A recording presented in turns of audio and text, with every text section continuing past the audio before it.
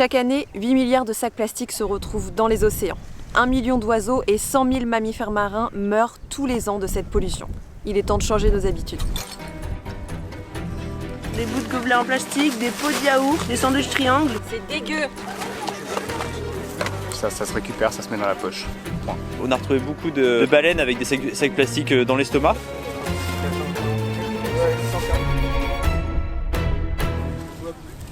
Je me trouve aujourd'hui dans le Calvados en Normandie avec l'association Surfrider et plein de bénévoles pour nettoyer la plage. Les océans, les lacs, les rivières, toutes les ressources en eau sont aujourd'hui menacées. On retrouve beaucoup de déchets dans ces milieux. Aujourd'hui, on agit à notre échelle, on voit ce qu'on ramasse le plus, on essaye de comprendre d'où ça vient et surtout quelles sont les conséquences sur l'environnement. Ouais, en fait, à partir du moment où on voit plus, c'est là où... Hop. Un beau plastique est en train de se fragmenter, une sorte de bouchon, ça c'est une sorte de porte-clés, une petite roue de voiture je pense et du polystyrène qui est là depuis un bon moment je pense.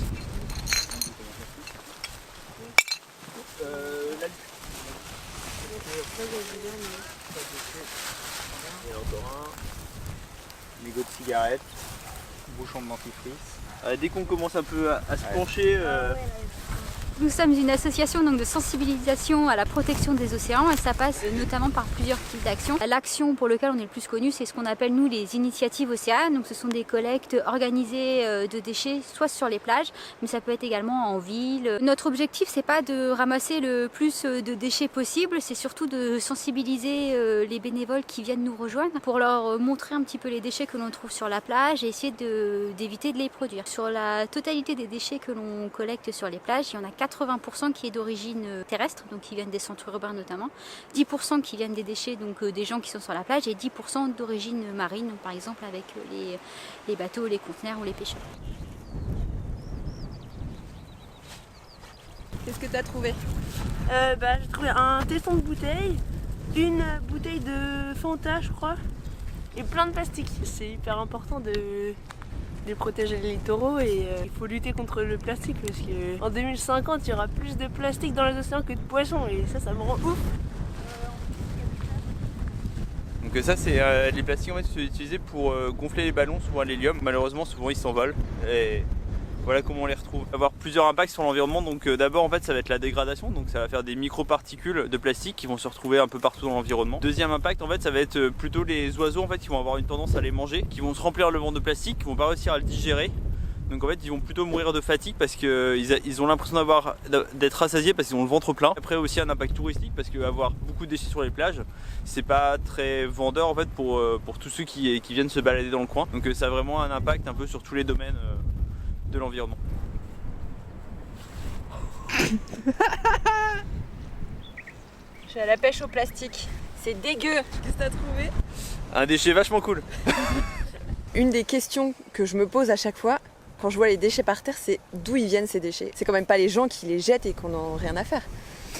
Malheureusement, il y a une bonne partie qui est liée quand même à ça. Les gens jettent pas sur la plage, en fait, c'est des milieux assez protégés. Ouais. Ont plus une tendance à jeter en ville. Et le problème, c'est qu'au moindre coup de vent, au moindre coup de pluie, tout va finir évacué avec les eaux pluviales, va finir dans le fleuve et après donc dans la mer. Dans certaines villes, quand tu jettes ton mégot par terre, ça se retrouve en rivière et directement en mer du coup. Alors c'est quasiment dans toutes les villes, il n'y a quasiment aucun filtre. Et c'est quoi les conséquences pour l'environnement? Donc les conséquences pour l'environnement, en fait pour les mégots ça va être une pollution chimique parce que du coup les polluants qui sont dans le mégot vont se diffuser dans l'eau. Donc tous les autres déchets qui sont en plastique, ça va se désagréger, le plastique va se fragmenter, va se retrouver en plein de petits morceaux dans l'environnement. Pour les plus gros morceaux, ils peuvent être mangés par les oiseaux. Un peu plus tard quand ils sont dans l'eau, ça peut être mangé par des mammifères. On a retrouvé beaucoup de baleines avec des sacs plastiques dans l'estomac.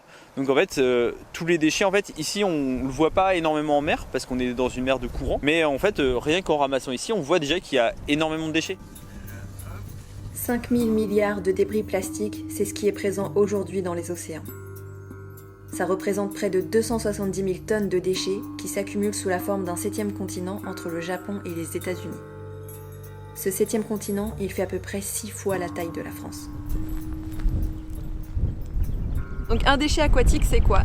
C'est un produit 100% d'origine humaine qui est abandonné dans l'environnement. 80% des déchets retrouvés, c'est des produits à usage unique de notre consommation de la vie quotidienne. Donc je pense qu'une des premières choses à faire et qui semble primordiale, c'est peut-être de changer nos habitudes de consommation.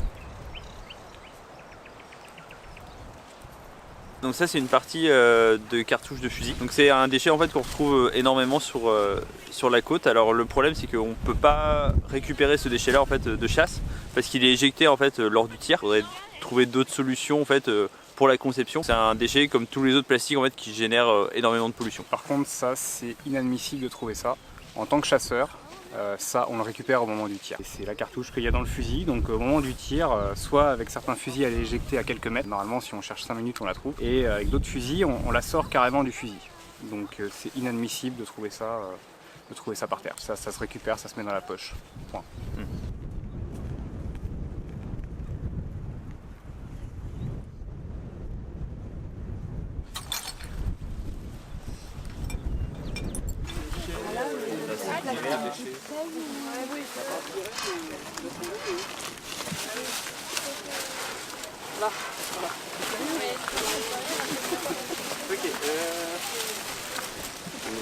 C'est ce qu'il y a sur les bateaux.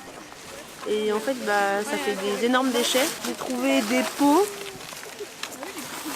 des gobelets en plastique, genre des bouts de gobelets en plastique, des pots de yaourt, des sandwichs triangles, tout et n'importe quoi. Et plein de déchets en décomposition, genre des bouts de plastique.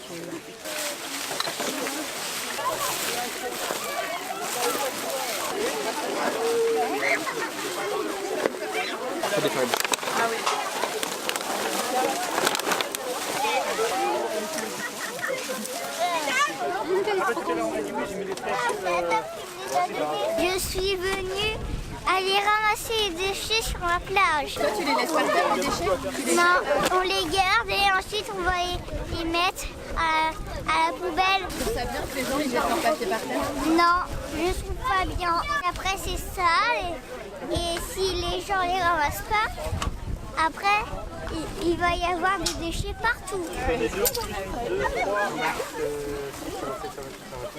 Quand on arrive ici, on a l'impression que c'est très propre, on se dit mince, on n'a rien à faire, alors qu'au final, quand on voit la quantité de choses qu'on a ramassées, c'est assez surprenant.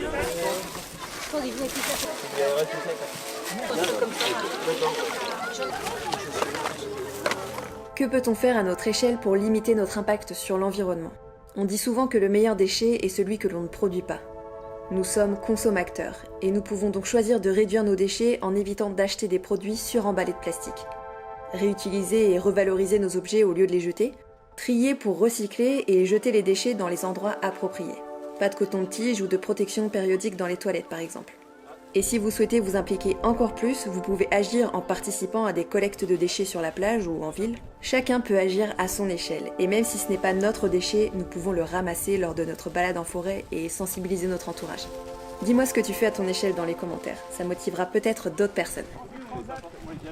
Donc tous nos événements sont soit sur Facebook, soit sur le site Initiative Océane qui est donc sur le site Surfrider Europe. Donc vous pouvez être juste bénévole ponctuellement en nous rejoignant pour des collectes et vous pouvez également vous investir plus en devenant vraiment bénévole actif dans les antennes. Tous les bénévoles sont les bienvenus et vous donnez le temps que vous souhaitez. Sous ce magnifique temps normand, j'espère que cette vidéo vous aura un peu sensibilisé à la pollution du plastique, le déchet, les microplastiques, on va en reparler dans d'autres vidéos sur ma chaîne. Quant à moi, je vous retrouve très vite pour un nouvel épisode. Vous pouvez me rejoindre sur Facebook, YouTube et Instagram et je vous dis à très vite.